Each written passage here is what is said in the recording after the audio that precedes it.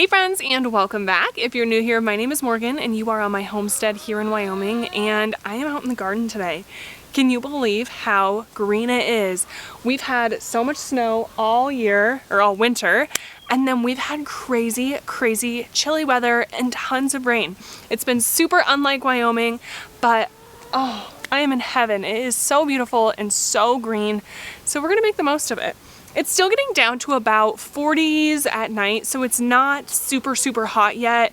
Today was about 70, but because we're inland, we get very crazy temperature fluctuations. Therefore, I'm gonna go ahead and get our potatoes in the ground along with our onion sets. So this year, and what I've used in the past years, are just these onion sets. I get mine from Territorial, and I prefer these over the bulbs because I feel like they're a lot stronger.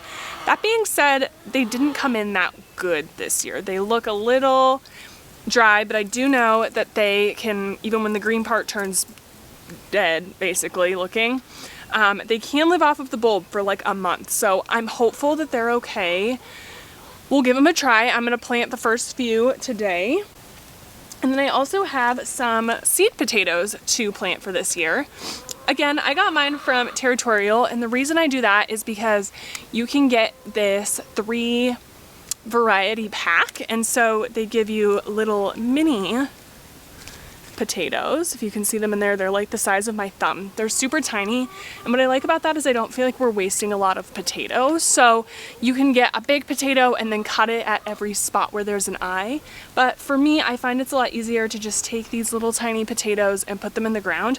And I feel like there's a lot less potato waste that way. At the end of the year when I go to dig them up, I don't have another kind of rotting giant potato. All you have are these little tiny things, which you wouldn't want to do anything with anyways. So that's what I prefer. I definitely encourage you to do your own research though. So for the onions, I'm going to be putting in Patterson today, which is a yellow onion. That's one that I do almost every year. It's a great storage onion. And then for potatoes, I'm going to do blackberries. So that's the purple skin, purple flesh. Yukon Golds, those are my absolute favorite. And then a dark red, which I absolutely love as well. And if you're new to potato planting, be rest assured that a small little potato will grow full-size potatoes. So don't worry about it. It's not like garlic where the size of bulb that you plant reflects in the end product. This will create perfectly healthy giant potatoes. So let's go ahead and get started. The last thing I wanted to mention before we plant this out is you can see that we have weed cloth down on the rest of the garden, but for this part, because it's potatoes and we want to mound them throughout the year, I am not going to put weed cloth down here. So these will go straight into the soil, and then we can continue to straw and mound them throughout the year. And same with the onions. I put them in the weed cloth last year, and I found it was kind of hard to harvest them because you had to pull up the weed cloth in order to get to them. So lesson learned there, and I'm just going to put them in the bare dirt as well, and we'll just keep this section weeded. But as you can see, we really don't have very many weeds, so it's definitely super ideal. So let me go grab my gloves and we'll get going on this. Alright, so I've talked about it in a lot of my videos, but the action hoe is what I like to use because I kind of can make rows out of this. So I'm going to go ahead and action hoe this. That way I know that my potatoes are not on the straightest of lines, but like kind of orderly. So I'm going to do that. It's super simple. So traditionally, I would use this action hoe as a tool to help get weeds out. You kind of just run it along this top level, and it will just pull the top of the weeds out, and we'll oftentimes get it at the roots. But as you can see here, I'm actually just using it to kind of mark my path because this is really long and there aren't really any guidelines along it. I'm just using it so I can rough up the soil where I'm going to plant my potatoes, and that way I can just go in a fairly straight line. And as a little bit of a bonus, I can get the weeds out in the strip that I'm going to plant the potatoes in, so it kind of serves as a double purpose.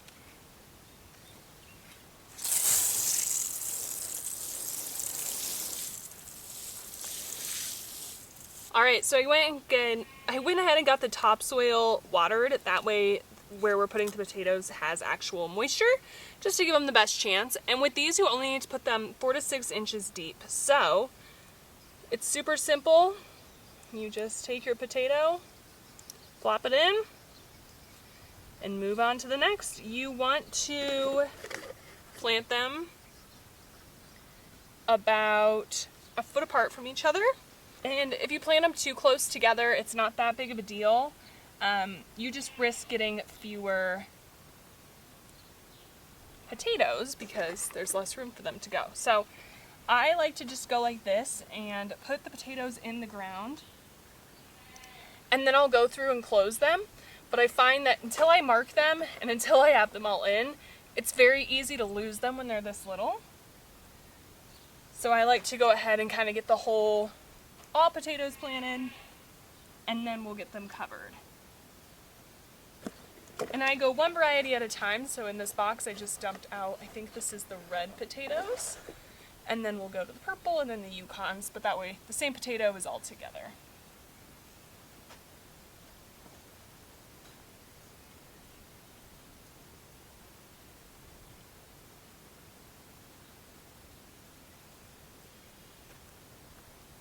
All right, so our rows of potatoes are done. We went all the way down and then about halfway down this one, and that was all of the potatoes. Last year I planted like 100 potato plants and it was just way too many. So I'm bringing it back around and I'm trying to be a bit more realistic with it. One little tip or trick that I like to use when trying to guess how many potatoes you want to plant is you normally get like 8 to 10 potatoes off of one potato seed. So I just planted 30 potatoes. So if we average 10 potatoes, that would be 300 potatoes. So I'm sure, we might get more, we might get less, but that's just a good way to kind of guess how many you might get. So I'm gonna go ahead and put my stakes in the ground at the beginning of the row and at the end of the row, because when you cover them up and you go to water them tomorrow, you will not know where you planted them. And I like to only water where I actually plant things, because if I'm watering where there is nothing, I'm watering the ground, which is encouraging weeds to come. So I like to just water where I know my plants are. So I'm going to go ahead and get my stakes in the ground so I know where that line is or where that row is until they come up.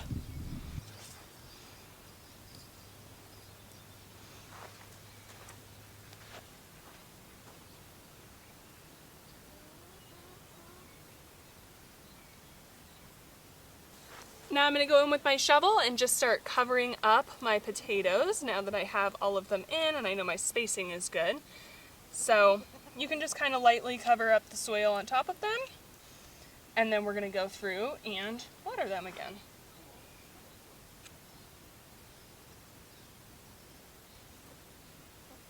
Alright, so here's where my potatoes end. So now I'm going to start going in with onions.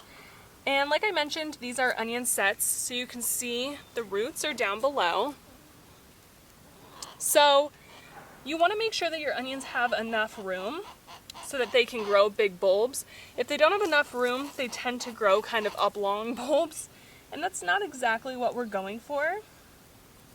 But I'm confident that I can kind of plant mine in a zigzag pattern, so I'm going to go one here, one here, one here, and kind of make a triangle and then start that pattern over again.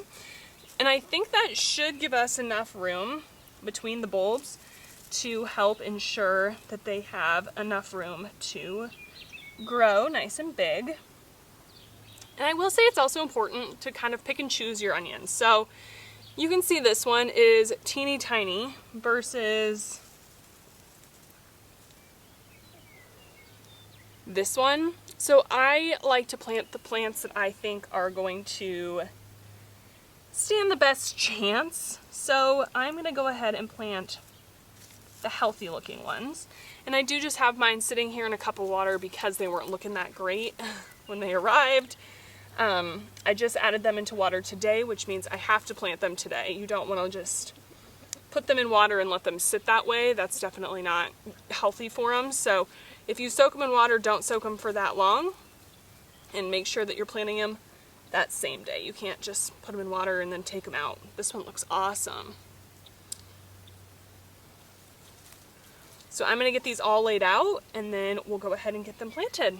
And I like to think I'm pretty low maintenance, but a mat to sit on when you're doing a very tedious job in the garden is a requirement for me.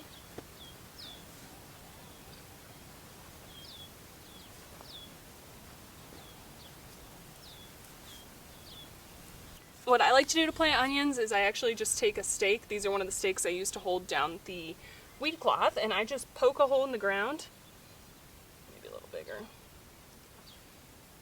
and then I just stick the onion in and then just pinch the ground around it.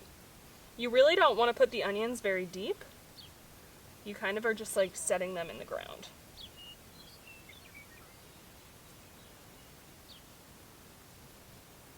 Obviously they need to be deep enough they're not going to go flying away, but you kind of want to keep them pretty shallow. And then make sure your roots are down. Just like that.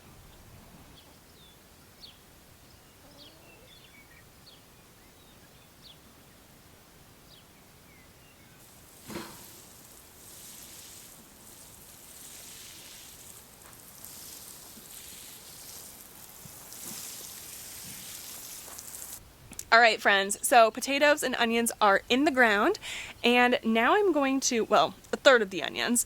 I'm going to go ahead and switch gears and get my cucumbers, watermelon, cantaloupe, and squash in the ground. So I am running out of nutrients inside, and I can fertilize them, but a lot of the fertilizers are just so smelly, and I'm currently growing things in my living room. So I'm trying to be respectful to Sam and also our house and not make it smell like dead fish. So I haven't been fertilizing very much, but the soil we put them in was at Vermont Compost and it was really strong.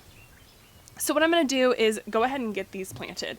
Now you can see behind me, they are going to go into the weed cloth. So I need to go ahead and burn the holes that will go into that. When you have weed cloth, you can cut the holes, but if you burn them, it melts it, and so it helps it from fraying. So that's what I did last year. It worked awesome. So I'm going to go ahead and burn the holes again this year. We're going to put them in the second to last row closest to the barn. That way, this one is kind of, this middle one is kind of my walking strip. So I think I want to have them one over, and then I can have them grow towards the barn. And that way the main plant won't get too much shade, but there'll still be a little bit of shade. If I plant too close to the barn, there's too much shade for too long. So I'm going to do one row over, and that should be just fine. So let's go ahead and get these planted. I'm excited to get them in the ground. So we might have got a little overboard with the watermelon. I have like 8, but I'm gonna plant them all and see what happens. I'm putting all the MI Garden watermelons here, and then on the other side I'll put all the territorial watermelons. That way I can decide which I like better. All right, we're gonna go ahead and get these cut or burned. So what you want to do is you need to make sure you have a big enough hole that you can get the plant in there. And I try to stay away from the orange lines. I'm pretty sure that is kind of like the reinforcement points. So all I have here is just a butane torch. Clearly it's been used a lot. And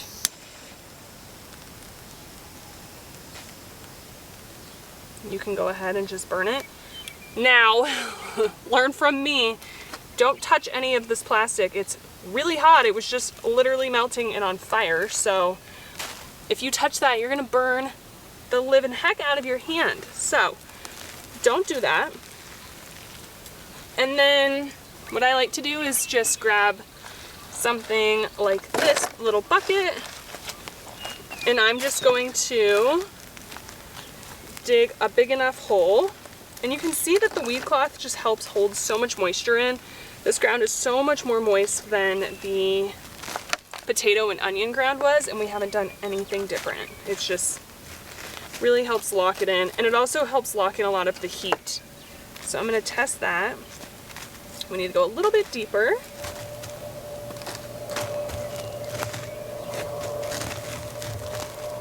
I feel good about that. Then you can see I have this really long root, so I'm going to try to be as gentle as I can. Cool, it made it through. And my roots aren't super bound, so I don't feel the need to break them up or anything. And then I'm just going to put the watermelon plant in the ground and then fill the sides in with the soil that we had pulled out.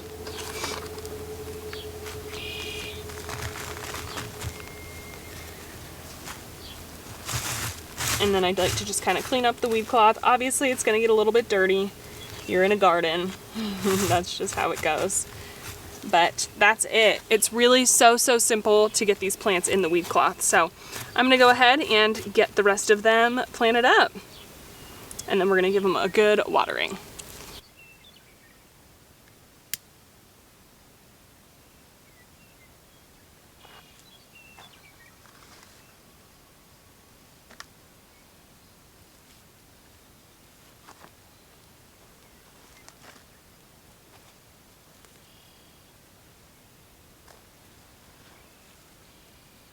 All right, friends, as you can probably tell, the sun is setting and it's about all that I can get done in one night. So I hope that this can encourage you to just get out in your garden and just start working. It's incredible how much you can actually get done in a really little amount of time. So I work full time and it's not in YouTube, so I only have work nights to get this all done. And so I just hope that you know that it's possible to live the homesteading life or have the garden that you've always dreamed of and also work full time. Sometimes you just have to find little tips and tricks that make your life a little bit easier. In my case, it is weed cloth. So I hope you enjoyed today's video. We got all of our watermelon in, our cantaloupes, and our cucumbers in. Now, when you plant your cucumbers, you can definitely trellis them. I just don't have a great way of doing so, and I don't want to go purchase like a big panel, and it makes it a little bit tough with the weed cloth. So I'm gonna go ahead and just leave mine on the ground and risk maybe losing a few and accidentally growing baseball bat sized cucumbers, but that's okay with me. Honestly, it's just part of the fun. I kind of like the Easter egg hunt type style for cucumbers, but do keep that in mind. If you want, you can definitely trellis your cucumbers and they'll grow up and then they're a lot easier to find. So that is it for today. We got our third of our onions in, all of our potatoes in, watermelon, cantaloupe, and cucumbers all in, and that was just one evening after work. So I hope that inspires you to get outside and go get done what you want to get done. I appreciate every single one of you for being here. Thank you so much for all of your support. If you liked today's video, please consider giving it a thumbs up, and if you haven't already, consider subscribing so you don't miss any more gardening or cute animals or freezer cooking meals as well. But thank you so much for being here. I will catch you all in the next one. Bye, friend.